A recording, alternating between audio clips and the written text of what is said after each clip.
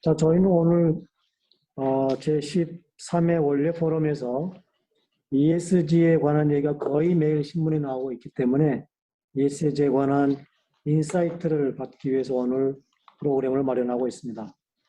세 분의 발표와 토론이 있었는데요. 질의응답 혹은 코멘트 뭐든지 받겠습니다. 어느 분이 시작해 주시겠습니까? 내가 좀 질문을 좀 하겠습니다. 네, 회장님 말씀하십시오. 잘 들리십니까?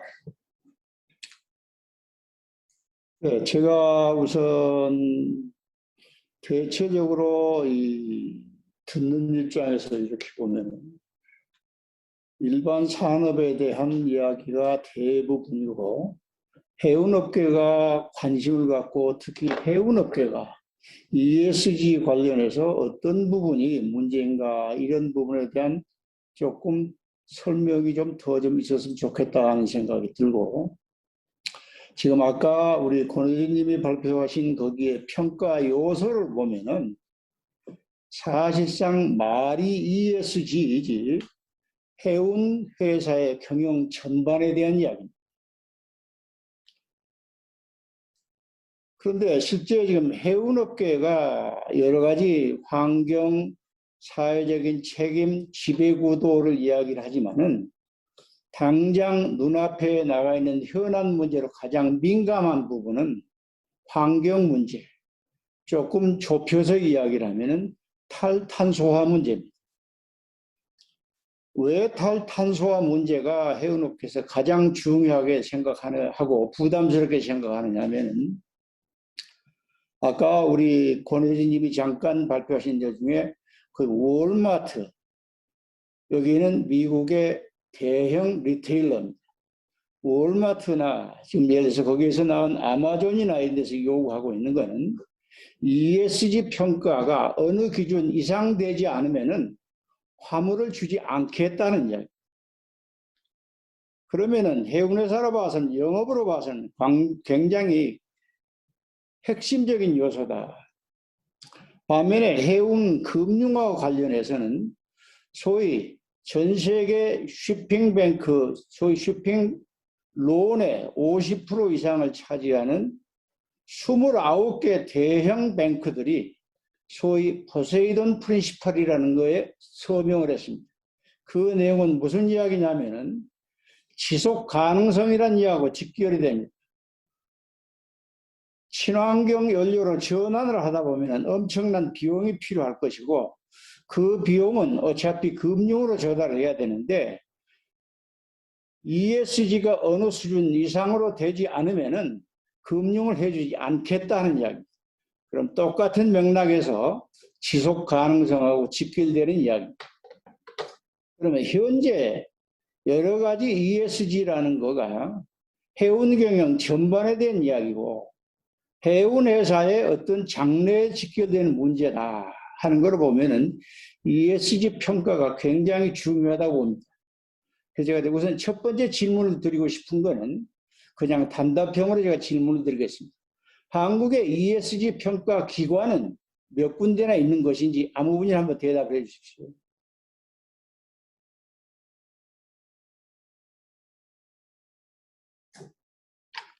네, 제가 대신해서 지금 현재 아까 잠깐 설명드렸지만 지금 그러니까 메인으로 이제 평가를 하는 지 좀 오랫동안 해온 기관들은 기업지배구조원, 서스틴베스트, 그다음에 대신경제연구소 이제 요 정도 세 군데고, 사실 뭐 이제 그러니까 매경이나 뭐 이런 데들도 연구소에서 뭐 이제 하겠다라고 사실 좀 깃발을 꽂기 시작하는 데들이 있긴 한데 현재는 그 세 군데가 지금 메인 플레이어라고 이해하시면 될 것 같습니다.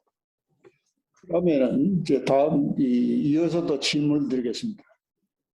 ESG 평가에 따라서, 결과에 따라서 해운 기업의 어떤 면에서는 장래가 좌지우지 된다 할 만큼 굉장히 어떤 면에서 보면 크리티컬한 이슈입니다. 그러면 당연히 이거를 관리하는 정부 주무부처가 있지 않겠나. 또 주무부처가 있고 평가 기관의 어떤 자격 문제도 거기에 포함될 거 아닌가. 그럼 그런 게 있습니까, 우리나라에? 주무부처하고 평가기관의 어떤 퀄리피케이션 문제. 네, 저 시스템 인증센터의 임청무입니다. 지금 그 산자부에서요, KESG라는 그 표준을 개발을 하고 있습니다. 그래서 KESG는 이제 그 지금 평가기관이 국내에도 많고 해외에도 합치면 한 600개 정도 된다고 하는데 평가 기준이 기관마다 다 다릅니다. 그래서 KESG라는 그 표준화된 국내 그 평가 지표를 산자부에서 개발하고 있고요. 그 다음에 그 ESG 평가 기관에 대한 어떤 그 평가 기관들이 갖춰야 되는 어떤 기준들도 산자부에서 지금 개발은 하고 있습니다. 예, 아직은 진행 중인 거로 알고 있습니다. 그러면 그런 평가기관의 어떤 평가 가이드라인에 따라서 어떤 한국의 A라는 평가기관이 평가를 해냈다. 그러면 그게 국제적으로 어떤 그게 인정이 돼지는 겁니까? 현재로서는 그런 어떤 그 평가 기관들 간의 그 평가를 서로 인정해주는 그런 글로벌한 뭐 MLA 같은 그런 스킴은 없는 것으로 알고 있고요. 이제 그런 것들이 향후에는 어떤 그 정리 작업이 좀 필요하고 그런 평가 기관들에 대한 신뢰도가 이제 이 산업계에서 검증이 되고 뭐 금융이나 투자 쪽에서 그런 어떤 평가 기관들에 대한 그런 인정을 해주면서 그것들이 점점 어떤 자리를 잡아가지 않을까 그렇게 생각이 들고요. 산업별로 지금 평가기관들이 평가지표를 가지고 있지 않습니다. 그래서 어떤 산업군별로 그 특정한 평가기관이 그 산업기관에 대한 평가지표를 대표하는 그런 쪽으로 좀 이렇게 방향을 잡아나가지 않을까라고 생각은 하고 있지만 아직까지는 어떤 그런 글로벌하게 서로 인정해주는 그런 스킴은 아직 없는 걸로 알고 있습니다. 아직 그러면 그 부분에 대해서는 어떤 국제적인 어떤 스탠다드가 없다 이렇게 이해를 하겠습니다. 그 다음에 조금 이 일본도 보면 NK가 이 평가기관으로 해서 여러 가지 홍보를 하고 있고 또 우리 KR도 그러고 있는데 이건 굉장히 오해를 하지 마시고 이렇게 들으셨으면 좋겠습니다. 아까 제가 ESG의 평가 항목 내용을 보면은 해운 경영의 전반에 걸쳐서 다 들으신다고. 심지어 뭐 젠더 문제까지 이렇게 소위 서프라이 체인의 리스크까지 기업 경영에 따른 각종 리스크가 다 포함되어 있다. 거기에 거의 동의를 하신다고 그러면은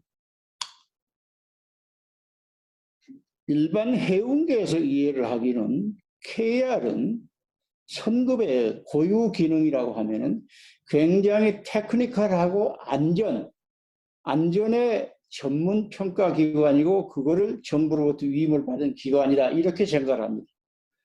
그런데 이제 구체적으로 이렇게 보지 못한 경우에는 해운기업 경영의 전반에 대한 거를 선급이 다 커버를 해서 그걸 평가를 한다 하는 거가 이제 조금 어떤 기준으로 평가를 하나 이런 의아심을 가질 수도 있다 하는 걸 하나 말씀드리고 해운회사 입장에서 아까 어느 분이 말씀하시기를 평가기관이 국내 여러 군데 있다. 그럼 어떤 면에서 선택을 할 수도 있고 선택의 기준이 뭔지 제가 그거를 또 한번 궁금한 사항으로 이건 해운업계에 아는 분들이 더 있으실지 모르겠는데 좀 궁금한 부분이 있어야 질문을 드리는 겁니다. 예. 네, HMM에서 말씀드리겠습니다. 저희 같은 경우는 화주가 특별한 평가 기관에 평가 점수를 요청하는 데가 있습니다. 예를 들어서 필립스, 볼보, DHL 같은 경우는 CDP를 요청을 했고요. 그 다음에 미쉐린, 그 다음에 란세스, SCA, 엑슨모빌, 코카콜라 같은 데는 에코바디스의 평가 점수를 요청했습니다. 그래서 아까 말씀하신 것처럼 국제적인 스탠다드가 없기 때문에 화주가 우리 물건을 실어 날리려면은 어떤 평가 기관에 어떤 레이트가 어느 정도 있어야 된다라는 게 있기 때문에 저희는 화주가 요구하는 입찰을 하기 위해서는 그 평가 기관의 평가 점수를 받았습니다. 예. 그럼 그거 연달아서 한국의 가령 A라는 해운회사가 거래를 하는 화주가 10명이다. 대형 화주가. 그러면 각 화주들이 나는 홍길동이라는 평가기관에서 해주면 좋겠다. B 화주는 나는 박문수 평가기관에서 했으면 좋겠다. 그러면은 그때그때 소위 해운회사의 클라이언트가 요청한 데 따라서 해운회사는 복수의 평가기관으로부터 평가를 받아야 된다는 그런 이야기가 됩니까?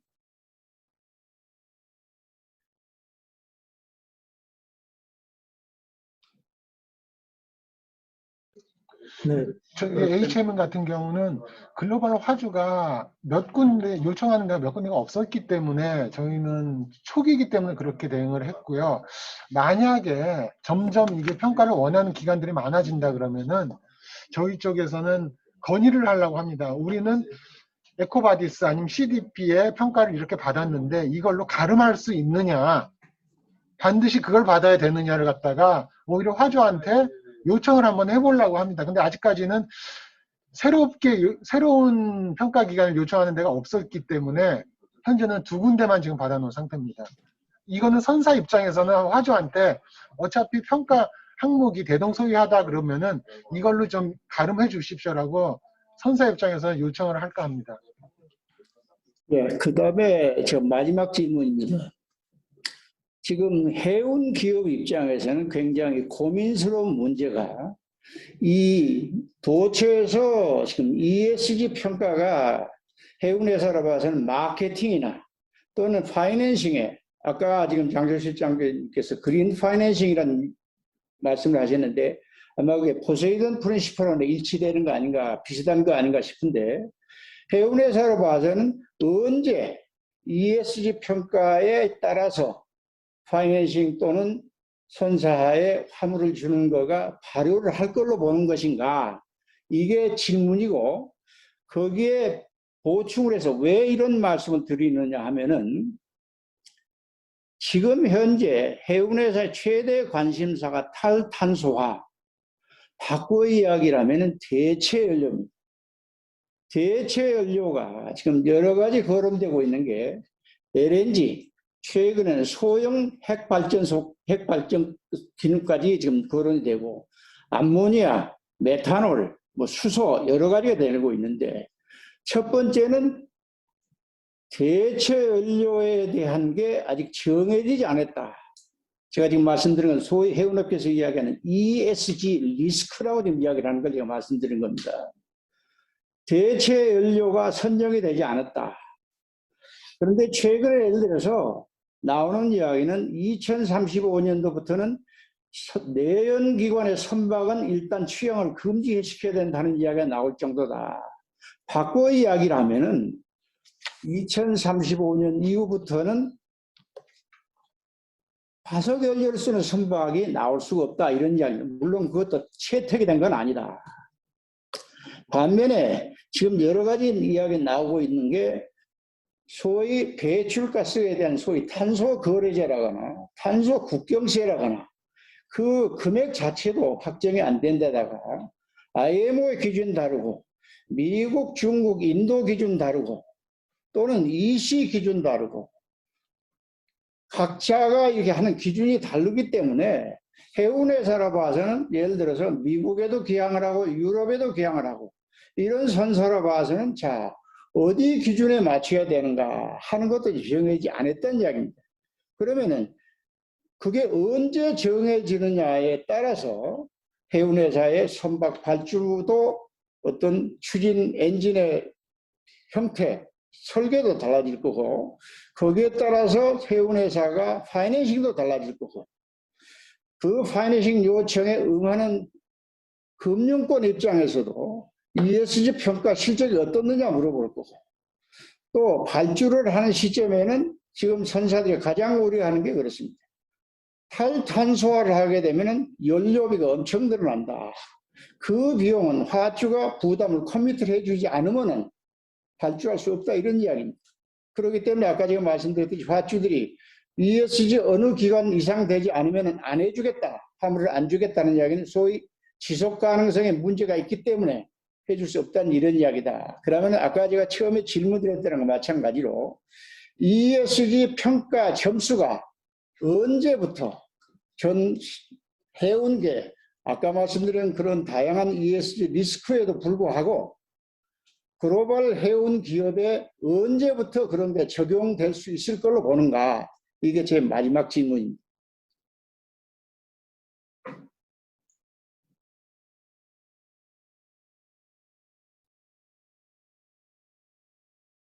KR이나 HNM에서 대답해 주실 수 있겠습니까? 좋은 질문인데 답이 어려울 것 같아요. 네, 일단은 지금 좀 굉장히 어려운 질문을 해주셔서 어떻게 답변을 해야 되는지 지금 고민스럽고, 왜냐면 이제 그 질문에 대해서 일단은 답변을 드리자고 하면 이제 결론부터 말씀드리면 현재는 사실 알 수가 없고요. 이후에서도 그러니까 이제 아까 말씀하신 대로 이제 뭐 중국은 논외로 하고 이제 뭐 이게 유럽, EU나 이제 미국 이런 것들이 지금 법제화를 사실 진행은 하고 있지만 아까 말씀하신 속도가 다 틀리고 기준도 틀리고 사실 EU도 최근에 그러니까 2050년까지 넷제로를 하기 위해서 법안을 개정해야 되는데 그 법안들을 어떻게 개정을 해야 될지에 대해서 뭐 Fit for 55 뭐 이래가지고 이제 2030년까지 55% 감축을 위한 뭐 이제 법안 개정 뭐 계획 뭐 이런 것들을 지금 올해 7월에 발표한 상황이기 때문에 사실 EU에서도 구체적인 그런 타임라인이 이제 조금 나오고 명확한 답변이 지금 이제 노출이 되었다라고 보기는 사실 조금 제가 판단했을 때는 좀 어렵거든요. 그래서 사실 이제 그런 상황에서 사실 이제 이런 이슈들을 제일 이제 그 이슈를 시장에서 제일 먼저 끄집어내서 이제 가고 있는 데가 EU인데 EU도 아직은 이제 구체적인 아주 명확한 가이드라인이 없는 상황에서 지금 현재 답변하기가 좀 어렵지 않을까 생각을 조심스럽게 해봅니다. 네, 그럼 제가 이렇게 제안을 하겠습니다. 지금 사실상 아까 말씀드렸듯이 산업 전반에 대한 총론적인 ESG 가이드라인은 오늘 여러분들이 말씀을 해주셨는데 해운에 대한 문제로 좀 강론을 좀 보완 좀 해줬으면 좋겠다. 그 다음 두 번째로 아까 ESG 평가 기관의 기준, 선정 문제. 해운회사 입장에서는 소위 여러 기관으로부터 평가를 파주 요구가 다르면 그래야 된다는 이야기고 은행의 요구가 다르면 또 그래야 된다고 봐야 되니까 여러 기관으로부터 복수의 기관으로부터 동일한 아이템을 놓고 평가를 받아야 되는가 두 번째 질문. 그 다음에 선급의 여러 가지 전문성에 비춰봤을 때 선급이 ESG 평가 기관으로 좀 우리가 이 정도 되기 때문에 ESG가 사실상 해운경의 전반을 커버하는 거를 할지라도 우리 선급에서는 이러이러하기 때문에 할 수 있다고 본다. 그 다음에 네 번째로 아까 제가 말씀드린 여러 가지 국제적인 스탠다드나 미래 대체 연료라거나 규제에 대한 방식이라거나 금액이라거나 이런 것들이 확정되지 않은 걸 제가 ESG 리스크라고 이야기를 했는데 이런 부분을 다 감안을 해서 ESG가 언제부터는 해운회사에 직접 그거를 해운회사가 ESG 평가를 받고 내놔야 될 시점이 될 걸로 본다. 이런 것들을 좀 종합을 해서 다음에 적당한 기회에 10월 달이든지 아니면 11월 달이든지 오늘 여기서 발표하신 우리 권호주님을 비롯해서 여러분들을 다시 모시고 좀 해운 쪽으로 좁혀서 아마 제가 보기에는 모르시면 제가 해운에 대해서 해운 업계에서 이야기는 그거 별거 아니다. 답변이 쉽게 나올 수 있다 하는 거를 제가 질문을 드렸는지 모르겠는데 그런 부분을 한번 정리하셔가지고 다시 한번 이런 기회를 한국회사 포럼이 마련을 하도록 하겠습니다. 그거를 좀 오늘 우리 권혜진님을 비롯해서 약속을 좀 해주십사. 그걸 부탁드리겠습니다.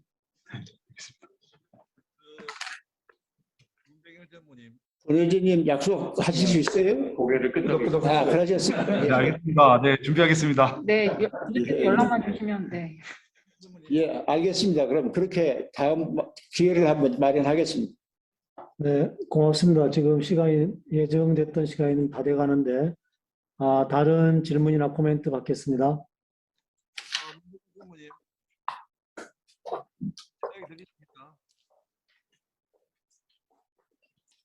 네, 한국선급회장 이영철입니다.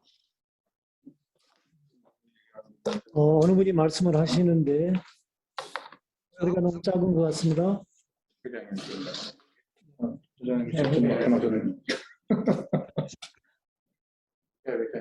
나오시고 싶어 하시는데 목소리가 회장님 직접 나타나셨어요. 전무님. 네, 목소리가 아직 작습니다. 그렇습니다. 제 핸드폰 지금 네, 그럼 가까이서 말씀하시는 게 좋을 것 같습니다. 가까이 대고 지금 어떻습니까? 조금 낮습니다. 조금 더 가까이 하면 좋겠습니다. 그렇습니까?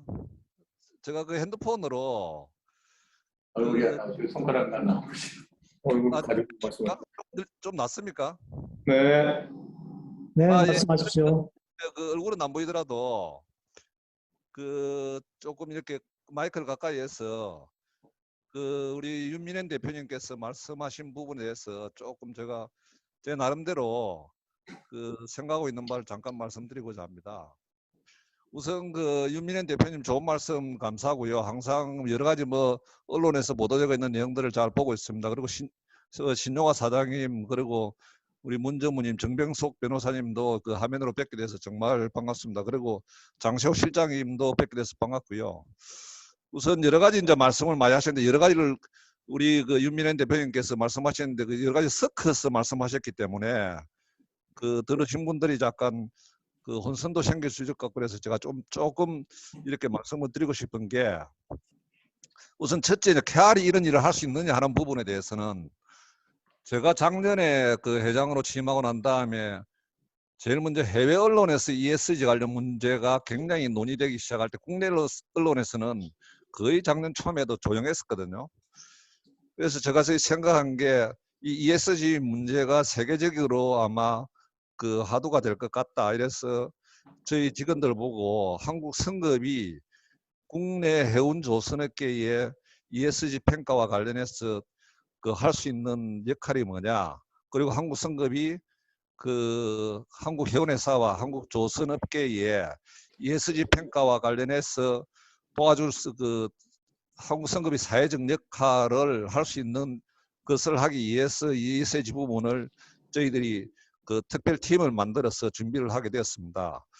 그래서 한국 성급이 기술적인 단체인데 왜 이렇게 이제 해운 경영 전반에 관련된 평가를 하는 부분에 대해서 이렇게 할 수 있느냐 하는 부분에 대해서는 이 해운 경영에 관한 저희 한국 성급에도 여러 가지 이제 그런 해운회사에 근무했던 분들도 있고 지식과 경험이 많은 분도 있고, 특히 이제 무엇보다 더 중요한 것은 이 평가 기관에 대한 신뢰도입니다.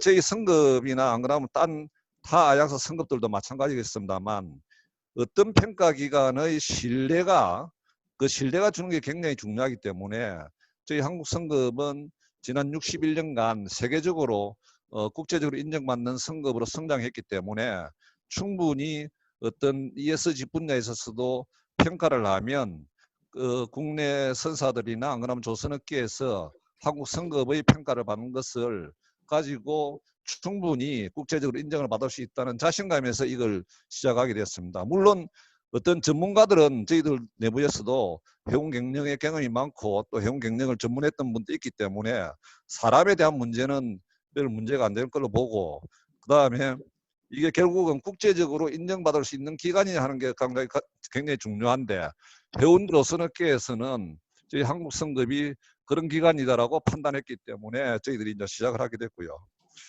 그 다음에 두 번째는 이제 말씀하신 이게 사실 ESG라는 게 시장의 요구에서 시작된 거기 때문에 이게 언제 국제적으로 강제화될 것이냐 하는 부분은 뭐 당장 이야기를 할 수 없는 거죠. 근데 국제적으로 언제 강제화될 것인가 보다 이 시장의 요구에서 시작됐기 때문에 이미 페노션이나 HMM 같은 경우는 이미 그 평가를 받아서 그 금융업계나 하주들이 요구하는 부분에 대해서 그 요구를 하고 있기 때문에 평가 결과를 제시를 하고 있고 그렇게 됩니다. 그러니까 어찌 국제적으로 레귤레이터리 바디에서 이 강제화돼 하는 것보다도 시장의 요구가 많기 때문에 더 빠른 속도로 되지 않을까 하는 게 제 생각입니다. 그리고 아까 말씀하신 그 제로 카본 퓨얼, 그거와 ESG 평가는 상당히 밀접한 관계는 있지만 이건 사실은 투 테러로 진행되고 있는 겁니다. 그 제로 카본 퓨얼이나 하는 것들은 IMO나 EU에서 이미 강제화해가지고 날짜를 정해놓고 진행하고 있습니다. 진행하고 있고, 그 제로 카본 퓨얼의 종류에 대해서는 LNG 퓨얼로 그대로 가느냐, 암모니아로 가느냐, 그 다음 하이드로젠으로 가느냐, 안 그러면 메탄올로 가느냐 하는 부분에 대해서는 많은 논의가 시작되어 있고 많은 기술적인 진전이 있습니다. 근데 그거는 결국은 어떤 형태로 간에 제로 카본 퓨얼로 가는데 그거 예를 들면 머리타임 쪽에 어떤 퓨얼이 좋느냐 하는 부분에는 많은 논의가 있는데 저희가 생각하기에는 현재 딥시 오션고잉 베슬에서는 암모니아가 제일 낫다라는 나름대로의 어떤 결론에 도달해 있고, 그다음에 LNG 같은 경우는 트랜지셔널 퓨얼로 활용될 거다 하는 쪽으로 정리가 되고 있고, 이거는 IMO에서 이미 타겟을 날짜를 정해놨기 때문에 타겟하고 그다음에 그 EU에서도 타겟을 정해놔놓고 이미 진행을 하고 있습니다. 하고 있기 때문에 이게 ESG 평가 일부로 가기는 하겠지만 어떤 패러렐로 진행될 거다 하는 것을 말씀을 드리고 싶습니다. 나머지 혹시 또 궁금한 게 있으면 제가 또 그 설명이 부족한 게 있으면 또 추가로 질문 제가 가능한 아는 범위 내에서 답변을 드릴 수 있겠습니다만은 더 상세한 건 우리 전문가들이 또 좀 도와주시면 가능할 것 같습니다. 도움이 되셨으면 좋겠습니다, 대표님. 예. 잘 들렸습니까? 네. 가급 뭐 KR에서 다음 그런 기회가 되면은 KR의 여러 가지 대회 지금 우리가 이런 준비가 돼 있다 하는 걸 홍보도 할 겸 해운계의 관심사를 좀 이렇게 시원하게 좀 풀어주셨으면 좋겠습니다. 예, 예, 감사합니다. 부탁드립니다. 특히 그 대표님 제가 자꾸 조금만 더 추가 말씀을 드리면 암모니아냐 메탄올이냐 하이드로겐이냐 하는 그런 여러 가지 LNG냐 하는 부분들은 지금 저희가 맥내 시장 기관을 통해 가지고 매우 그 세미나를 많이 하고 있고요. 특히 지금 부산에 있는 어디입니까 그 회사 본부장들 그리고 관련 분들을 대상으로 해서 세미나를 계속으로 하고 있고 국내 조선소와도 같은 공동 연구를 많이 하고 있습니다. 혹시 저희들 맥넷 관련해 가지고 세미나를 하실 그 기회가 있으시면 한번 들어봐 주시면 감사하겠고요. 그다음에 저희 맥넷 홈페이지도 보면 저희 맥넷을 저희 한국 선급이 같이 운영하고 있거든요. 근데 맥넷 홈페이지에 보면 여태까지 세미나 했던 내용들이 많이 들어가 있습니다. 물론 필요하시면 이와 관련해 가지고 서울에 예를 들면 뭐 해운회사 CEO들을 대상으로 저희들이 한번 설명회를 할 수 있는 기회도 있을 거라고 생각이 됩니다. 감사합니다. 네, 이영철 회장님 고맙습니다. 다른 분 지금 시간이 조금 오버됐습니다만 다른 분 질문 있으십니까?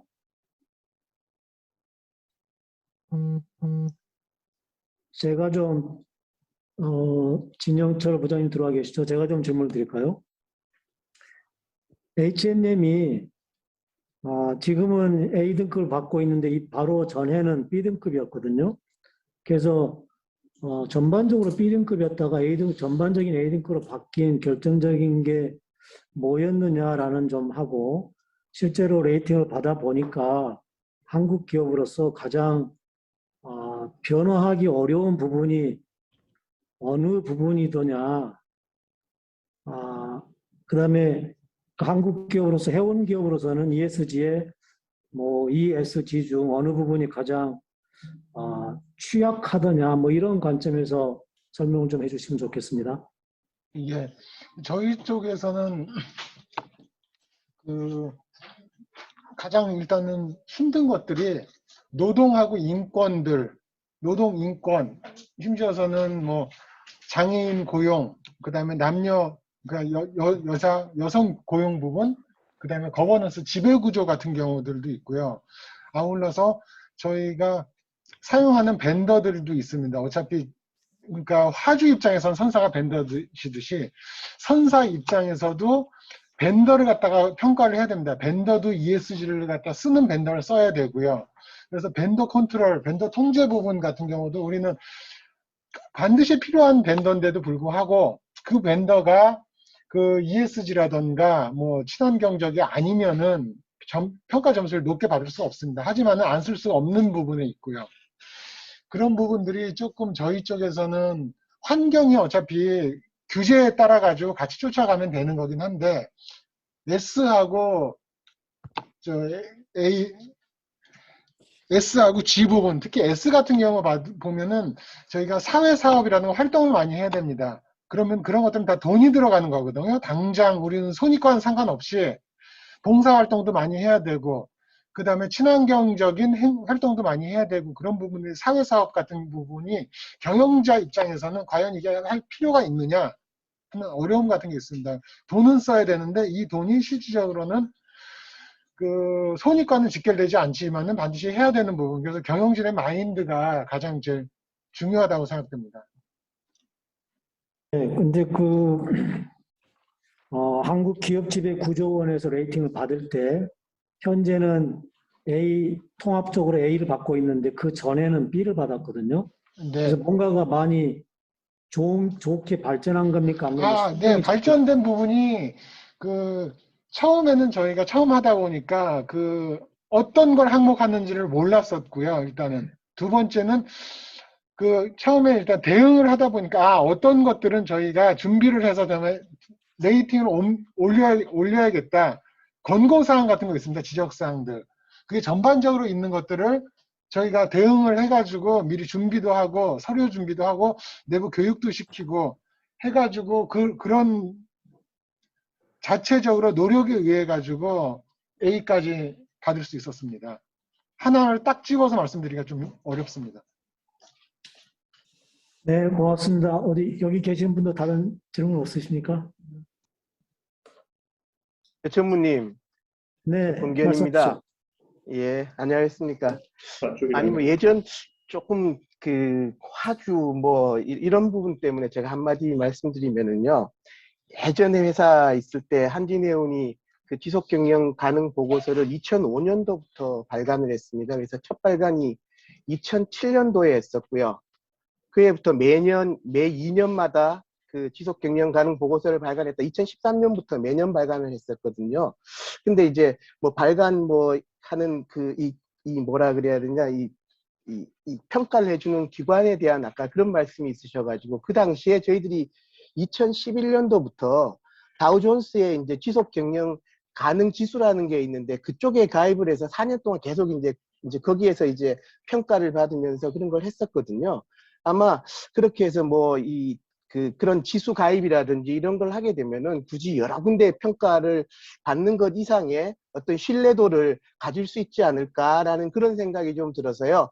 마찬가지로 우리 이제 H&M이나 이런 데들도 지금 여러 평가 기관들이 있겠습니다만은 그 다우존스가 아마 전 세계 한 2,500대 기업을 가지고 아마 그런 지속 경영 가능 보고서를 매년 그렇게 해서 상도 주고 이렇게 하는 게 있거든요. 그래서 그런 부분도 한번 신경을 써보는 게 어떨까라는 생각이 있어서 말씀을 드립니다. 예, 공사장님 고맙습니다. 마음속에 아직 질문이 좀 남아있겠지만 시간이 오버됐기 때문에 이것으로 마치고자 합니다. 오늘 발표를 준비해 주시고 또 지정 토론에 참여해 주신 여러분 모두 고맙습니다. 참석자 여러분도 모두 고맙습니다. 저희가 매월 조찬회 겸 이렇게 포럼을 하고 있는데 10월은 원래 포럼을 공개 포럼으로 합니다. 10월 21일 날 목요일 날 군한 세력, 셀비지 세력을 어떻게 구조할 것이냐 하는 방안으로 10월 달에 공개 포럼이 있고요. 오늘 포럼에 나온 자료들은 제가 따로 카톡이나 이메일로 업로드 시켜드리겠습니다. 오늘 포럼은 전체적으로 지금 녹화를 하고 있는데요. 이 동영상은 유튜브에서 다음 주 월요일 날 휴가인가요? 다음 주 금요일에 시청할 수 있도록 제가 편집을 해서 올려놓도록 하겠습니다. 유튜브 채널에서 BAY 연구소를 치시면 아마 보실 수 있을 것이고 BAY 연구소 들어오실 때는 꼭 구독을 눌러주시기 바랍니다. 여러분 오늘 참여 고맙습니다. 추석 명절 잘 보내시고요. 행복한 주말 되십시오. 고맙습니다. 네, 감사합니다. 수고하셨습니다. 고맙습니다.